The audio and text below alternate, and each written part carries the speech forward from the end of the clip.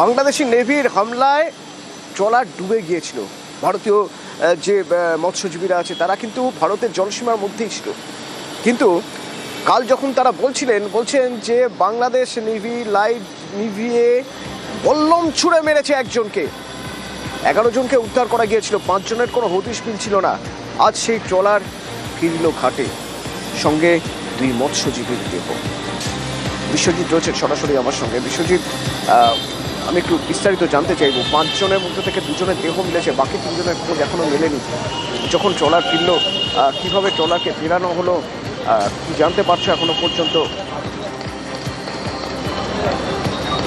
হ্যাঁ, দেখো, যে কাকদ্বীপের যে ট্রলার FB পারমিতা 11, এই ট্রলারটিকে গতকাল রাতে উদ্ধার করে একদম সপ্তমুখী যে নদী রয়েছে সেখানে আনা সম্ভব হয়েছে এবং সেখান থেকে সারা রাত তল্লাশি চালিয়ে 2 জনের দেহ কিন্তু উদ্ধার করা সম্ভব হয়েছে এবং এখনও পর্যন্ত 3 জন কিন্তু নিখোঁজ রয়েছে। তাদের খোঁজার জন্য কিন্তু এখনও যে কোস্টগার্ডের তরফ থেকে যে ঘটনাস্থল সেইখানে কিন্তু তল্লাশি অভিযান চালানো হচ্ছে।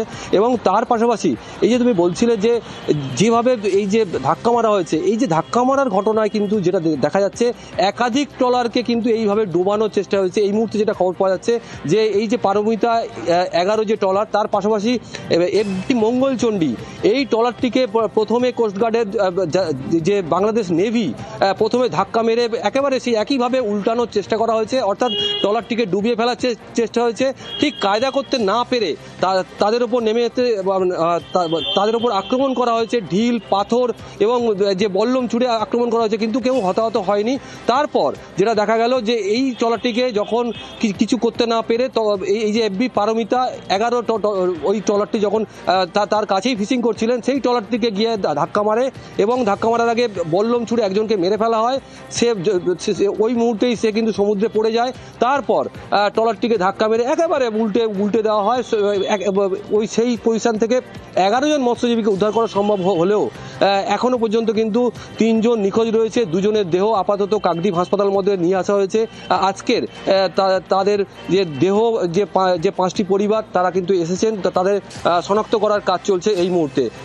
এই মুহূর্তে কিন্তু কাকদ্বীপের যারা মৎস্যজীবীরা তারা কিন্তু একেবারে আতঙ্কে রয়েছেন, কারণ তারা যে সমুদ্রে মাছ ধরতে যায়, তারা যেটা দাবি করছেন ভারতীয় জলসীমানায় তারা থাকে, তারপরেও তাদের উপরে বাংলাদেশ নেভি কিভাবে ঢুকে তাদের উপর অত্যাচার চালাচ্ছে এবং তারা আগামী দিনে কিভাবে তাদের জীবিকা নির্বাহ করবে তা নিয়ে কিন্তু এই মুহূর্তে প্রশ্ন উঠতে শুরু করেছে। সত্যি ধন্যবাদ।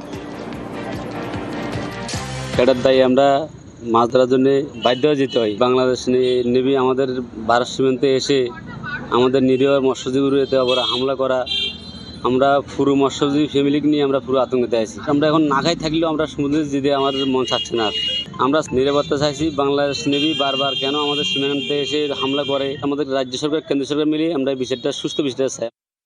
ডুবে যাওয়া ট্রলারটিকে আমাদের টেনে আনা হয়েছে এবং সপ্তমুখী নামে একটি জায়গা রয়েছে, ওইখানে একটি চরে তুলে ওর থেকে সমস্ত জল বার করে ট্রলারটিকে সোজা করার পরে আমরা 2টো ডেড বডি ওর ভিতর থেকে খুঁজে পেয়েছি এবং ডেড বডি উদ্ধার করে নিয়ে এসে সেগুলোকে আইডেন্টিফিকেশন হবে।